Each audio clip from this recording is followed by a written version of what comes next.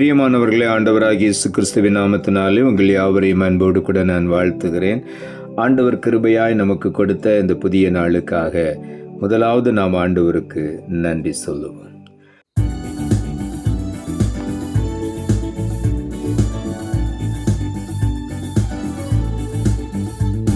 என் கிருபை உனக்கு போதும், என் கிருபை உனக்கு போதும். பலவீனத்தில் என் பலமோ பூரணமாய் விளங்கும். பலவீனத்தில் என் பலமோ பூரணமாய் விளங்கும். என் கிருபை உனக்கு போதும். உலகத்திலே துயரம் உண்டு, திடன் கொள் என் மகனே. உலகத்திலே துயரம் உண்டு, திடன் கொள் என் மகனே. கல்வாரி சிலுவையினால் உலகத்தை நான் ஜெயித்தேன். கல்வாரி சிலுவையினால் உலகத்தை நான் ஜெயித்தேன். என் கிருபை உனக்கு போதும். இந்த நாளுக்கு இந்த ஆண்டவர் கொடுக்கிற ஒரு வார்த்தை யோவான் எழுதின சுவிசேஷம் 16வது அதிகாரம் 33வது வசனம். யோவான் 16:33. உலகத்தில் உங்களுக்கு உபத்திரவம் உண்டு, ஆனாலும் திடன் கொள்ளுங்கள், நான் உலகத்தை ஜெயித்தேன் என்றார். ஆண்டவராகிய இயேசு இந்த வார்த்தையை சொல்லுகிறார். உலகத்திலே ஒவ்வொரு மனிதனுக்கும் உபத்திரவம் உண்டு, ஆனாலும் ஒவ்வொருவரையும் பார்த்து ஆண்டவராகிய இயேசு இந்த நாளிலே சொல்லுகிறார், திடன் கொள்ளுங்கள், நான் உலகத்தை ஜெயித்து விட்டேன் என்று. ஆகவே இந்த உலகத்தில் வரக்கூடிய உபத்திரவங்கள் ஒன்றும் நம்மை சேதப்படுத்தவே முடியாது. ஆண்டவர் ஏற்கனவே இந்த உபத்திரவத்தை ஜெயித்து விட்டார்.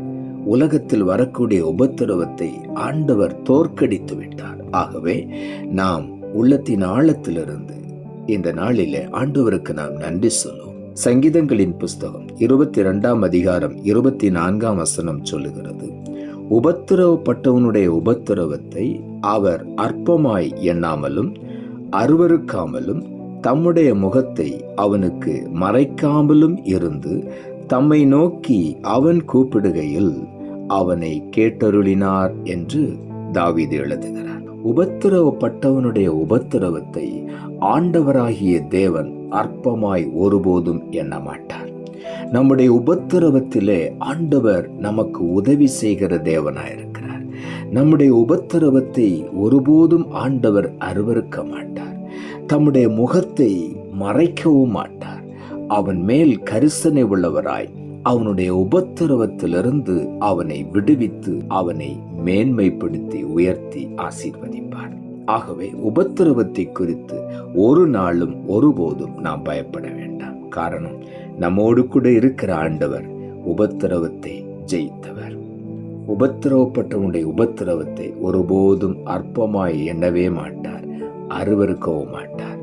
அவன் தம்மை நோக்கி கூப்பிடும் பொழுது, உபத்திரவத்தின் மத்தியிலே ஆண்டவரை நோக்கி கூப்பிடும் பொழுது அந்த கூப்பிடுகிற சத்தத்துக்கு உடனே உத்தரவு கொடுத்து அந்த உபத்திரவத்திலிருந்து அவனை விடுவித்து ஆண்டவர் ஆசீர்வதிப்பார். ரோமர் புஸ்தகம் 12ஆம் அதிகாரம் 12ஆம் வசனம் சொல்லுகிறது, நம்பிக்கையிலே சந்தோஷமாயிருங்கள், உபத்திரவத்திலே பொறுமையாயிருங்கள், ஜெபத்திலே உறுதியாய் தரித்திருங்கள். இங்கே ஆண்டவருடைய வார்த்தை சொல்லுகிறது, நம்பிக்கையிலே சந்தோஷமாயிருங்கள். நாம் கர்த்தரை நம்பி இருக்கிறபடியினாலே நாம் ஒருபோதும் வெட்கப்பட மாட்டோம். ஒருபோதும் ஆண்டவர் நம்மை கைவிட மாட்டார். ஆகவே அந்த நம்பிக்கையிலே நாம் எப்பொழுதும் சந்தோஷப்பட்டு களி கூற வேண்டும். அந்த நம்பிக்கை ஒருபோதும் நம்மை வெட்கப்படுத்தாது.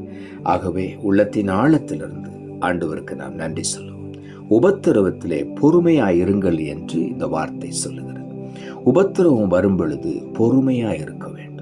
யோபு உபத்திரவப்பட்ட நாட்களிலே பொறுமையாயிருந்தான். யாக்கோபு தன்னுடைய நிருபத்தில் எழுதுகிறார், யோபுவின் பொறுமையை குறித்து கேள்விப்பட்டிருக்கிறீர்கள், இந்த முடிவையும் நீங்கள் பார்த்திருக்கிறீர்கள். ஆகவே நாம் உபத்திரவத்திலே பொறுமையாய் இருக்கும் பொழுது நிச்சயமாகவே ஆண்டவர் நம்மை ஆசீர்வதித்து மேன்மைப்படுத்தி உயர்த்துவார். சங்கீதங்களின் புஸ்தகம் 119 அதிகாரம் 67 வசனம் சொல்லுகிறது, நான் உபத்திரவப்படுவதற்கு முன் வழி தப்பி நடந்தேன், இப்பொழுதோ உம்முடைய வார்த்தையை காத்து நடக்கிறேன் என்று தாவீது எழுதுகிறார். உபத்திரவப்படுவதற்கு முன் வழி தப்பி நடந்தேன். அநேக நேரங்களிலே உபத்திரவம் வரும் பொழுது ஆண்டவரை தேடும், இப்பொழுதோ உம்முடைய வார்த்தையை காத்து நடக்கிறேன். ஆகவே நான் உபத்திரவத்தை குறித்து ஒருபோதும் நான் பயப்பட மாட்டேன்.